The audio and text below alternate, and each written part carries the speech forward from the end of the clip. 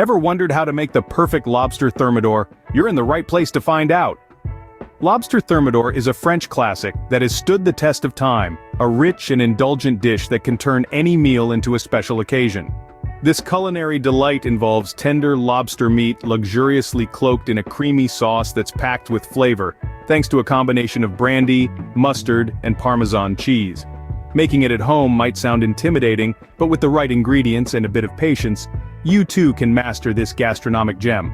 You'll need a fresh lobster, of course, along with butter, onions, flour, white wine, brandy, heavy cream, Dijon mustard, Parmesan cheese, and a sprinkle of salt and pepper. Each ingredient plays a crucial role in creating that distinctive thermidor taste.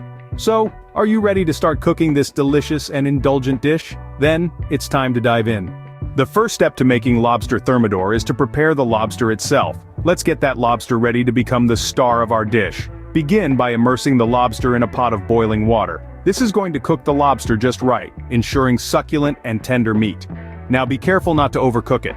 We're looking for a bright red color, a sign that it's done. Next, it's time to extricate that delicious meat from its shell.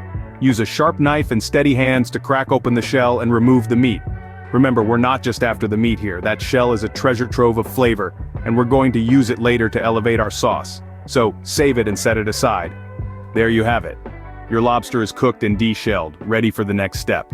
Once your lobster is cooked and deshelled, it's time to move on to the sauce. Let's get saucy, shall we? Now it's time to create the rich and flavorsome thermidor sauce. The heart of this luxurious dish starts with sautéing finely chopped onions in a generous knob of butter. We let them soften and turn a lovely golden color, releasing their sweet aroma. Then we sprinkle in flour, stirring it well with the onions and butter. This process is crucial as it forms the base of our roux, a thickening agent for our sauce. Next, we gradually introduce white wine and brandy into the mix, stirring constantly to avoid any lumps. This concoction is then simmered gently, allowing the alcohol to evaporate and the flavors to meld together beautifully. Then it's time for the heavy cream, a key ingredient that gives our thermidor sauce its signature velvety texture. A dollop of Dijon mustard and a generous dusting of Parmesan cheese are added last, contributing a tangy kick and a nutty depth to our sauce respectively. With your thermidor sauce ready to go, it's time to bring everything together. You're almost there.